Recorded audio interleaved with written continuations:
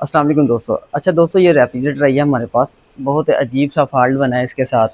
Client لے کے آیا ہے ہمارے پاس کہ اس کے اندر نہ کولنگ نہیں ہو رہی، اس کو چیک کریں. ہم نے چیک کیا، وہ کہہ رہے ہیں کہ 3 ماہ پہلے ہم نے اس کو ٹھیک بھی کروایا ہے.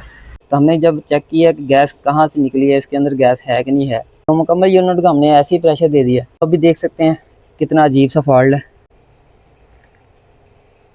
چیک کر رہے ہیں کہ گیس کدھر سے نکلی ہے. یہ دیکھیں کتنا زیادہ لیکیج ہے. میں حیران ہوں.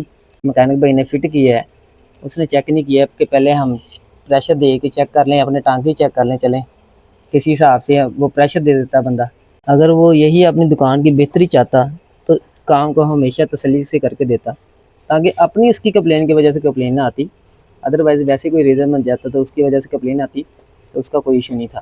اب بھی آپ نے اب کمپریسر جب ریپیئر کر کے لگوانا ہے، یہ دیکھیں نا، یہ ویلڈنگ کمپریسر ہے، اس نے ویلڈ کروا کے لگوایا، واپس فٹ کر دی ہے. ٹانکے لگا کے اس کے اندر ویکم کی ہے، جیسے بھی گیس اس کے اندر چارج کر دی ہے اور ان کو فل کر کے دے دیا. میرے خیال سے گھر پہ ہی ان کے جو ہے نا فٹنگ کر رہا تھا مکینک بھائی، اس لیے اس نے جو ہے نا ایسا کام کیا ہے. اس کے پاس ویکم پمپ بھی نہیں ہوگا، اسی طرح سے اس نے کام کر دیا. یہی آپ کو سمجھانا تھا کہ جب بھی آپ کمپریسر ویلڈنگ والا یوز کرتے ہیں، فٹ کرتے ہیں، اس سے پہلے آپ نے لازمی اس کو پریشر دینا ہے کمپریسر کو، تاکہ آپ کو پتہ چل سکے یہ جو لیئر لگی ہوئی ہے، ویلڈ لگا ہوا ہے، یہ سبھی کا سبھی ٹھیک ہے کہ نہیں. اگر یہاں سے کسی سے لیکیج ہے تو ظاہر سی بات اس کو سولڈ کریں، اس کے بعد یا فٹ کریں.